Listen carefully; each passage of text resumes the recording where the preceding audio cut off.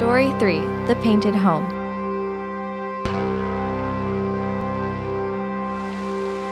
Gerda sat atop of the makeshift raft the beaver had given her, and she thought about the journey ahead. Traveling north by herself, she was only 11. 11 had felt so much more grown up when she woke up that morning, braver and confident. But now, as she floated in the darkness, facing an adventure that would possibly lead her to fighting the Snow Queen, she felt small and afraid. She picked up the stick the beaver gave her and held it in 2 hands, imagining what and who she might have to protect herself from. Hours passed, and the sun began to peek up over the horizon as Gerda saw a brightly colored house on the riverbank. Gerda rubbed her eyes and looked again, while the rest of the land along the river was dusted with snow from the storm the night before. Where this house stood had lush green grass, trees that blossomed with apples, oranges and lemons, and the most beautiful flowers lined the path.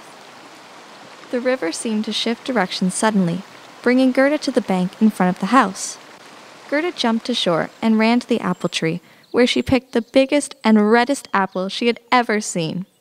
She took a big, juicy bite, and it tasted better than anything she had ever tasted in her whole life. A fluffy black cat that had been laying in the sunshine stretched and walked to Gerda. Welcome. My friend the beaver must have sent you. Where are we? This is the most beautiful little home I've ever seen. This is the painted house. Come here. You must have been cold from your journey on the water. You can rest here a while. Warm yourself in the sun. But whatever you do, don't eat the fruit from the trees. They have magic powers, and you can't trust the magic here. You still have a long trip ahead if you are to reach your destination by the spring. As the cat turned to walk away, Gerda tossed the apple core into the bushes. The door to the cottage creaked open, and out walked a tiny woman in an apron, the pockets filled with paintbrushes, a cloth covered in a rainbow of colors, and she walked with a little cane as support. Oh, you poor, poor child. Come to me. You're on the shore now. You are safe here. Where am I? Why, you've come to my home for a visit. Welcome, young thing. What is your name? I'm Gerda. My friend Kai has been taken away and I'm searching for him. Have you seen him? I'm not too sure about that. Tell me, what does your friend look like? He is young, like me, and he was wearing gray-blue clothes. He has a red vest and brown hair, and he was very, very upset when he went missing. Please, have you seen him? The woman moved in little steps towards the home, which was covered in paintings depicting animals, flowers, mountains, and the river. I paint all that I can see. I do not see your friend amongst my paintings. I have flowers, and the river, and my cat, but no boy. You look disappointed. I have an idea. You rest here just for a while. I'll make a cup of tea, and you may eat whatever you like from my fruit trees. I will dress you in the finest dresses and sun hats to protect your lovely hair. I have long waited a little girl like you to keep me company, and you will see how well you and I shall get along together. My flowers will sing to you, and my cat will protect you. Your flowers are so beautiful. How do they still grow when the air is so cold? It is winter time. These are summer flowers. These are my flowers. In my home, they grow year-round. Just add a bit of color now and then. And they're forever in bloom. Now, let me go inside and fetch your tea. These are such beautiful paintings she has on the walls. And look, you look just like the kitten in this painting. That is me. I have lived here many years. I like nothing more than to sit in the sun and watch the woman paint. These paintings can tell you more than you think. Each one has a story, and each one is true. But they're paintings of flowers. What can flowers tell me that I need to know? You traveled the river looking for your friend? Yes. Everyone says that Kai drowned in the river. But I was at the river, and the river doesn't have him. The flowers.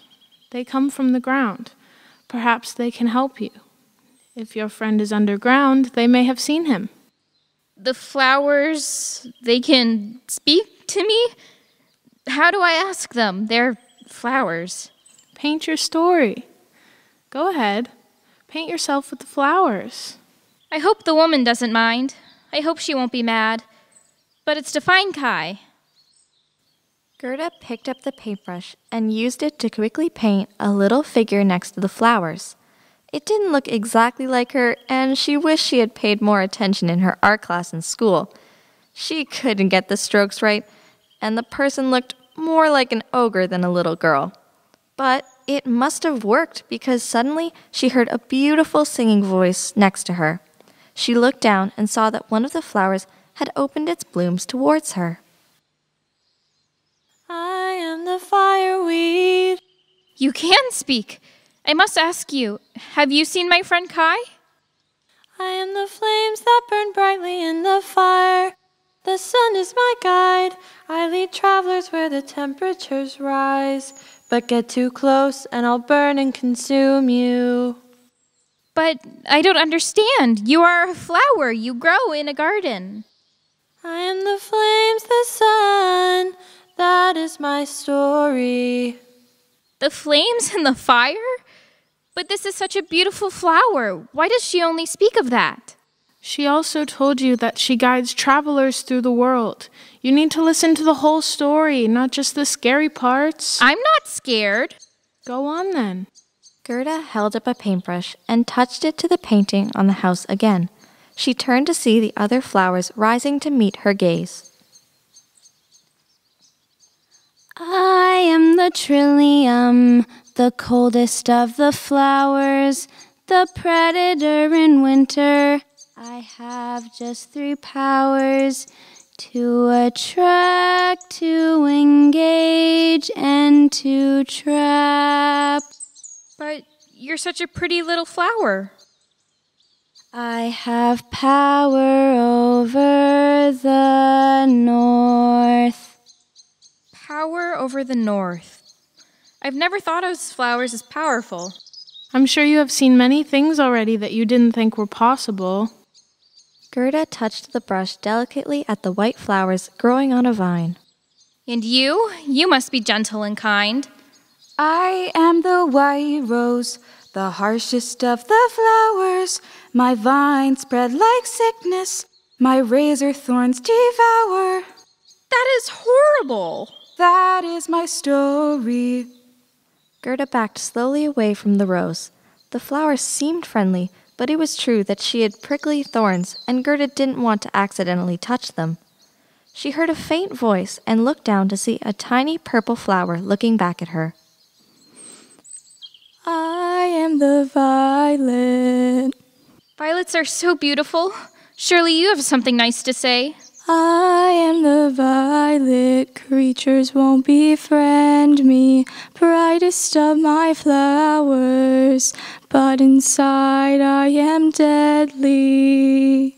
I don't understand. You are such lovely little flowers. Why do you only speak of fire, pain, and cold? We are beautiful, yes, but we have stories. What is your story?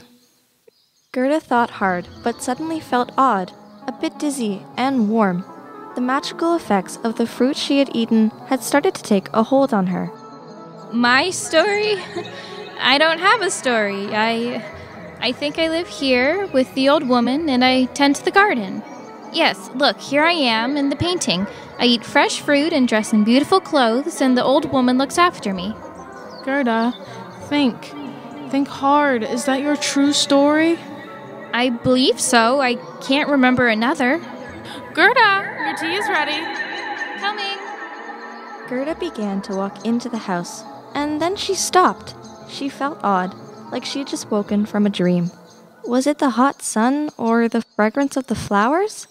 Something made her feel a bit dizzy, lightheaded. She sat down on the grass.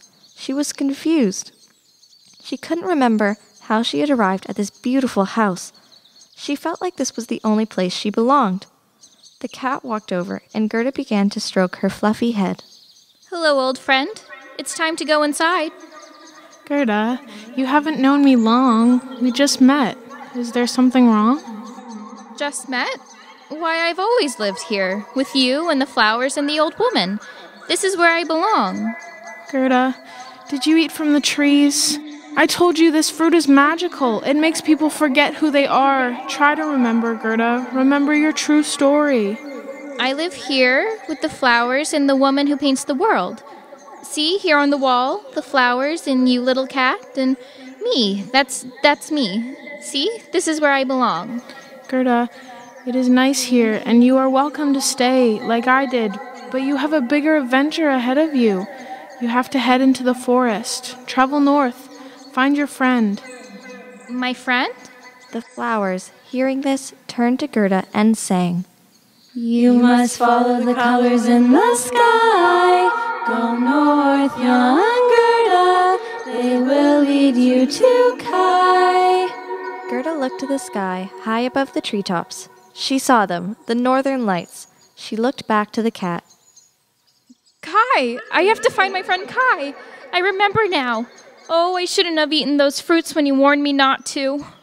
Gerda, you must trust your guides on your journey. We want to help you. Listen to them. Trust them. They will bring you your friend. Now look, the colors are there. You should follow them. You have to reach Kai before the spring arrives. The sky. Yes. Thank you. Follow the colors of the sky. I must go. Thank you for your help. Gerda took a look back at the flowers, the cat, and the painted home. She could hear the woman calling to her, but she had to go. She had to reach Kai.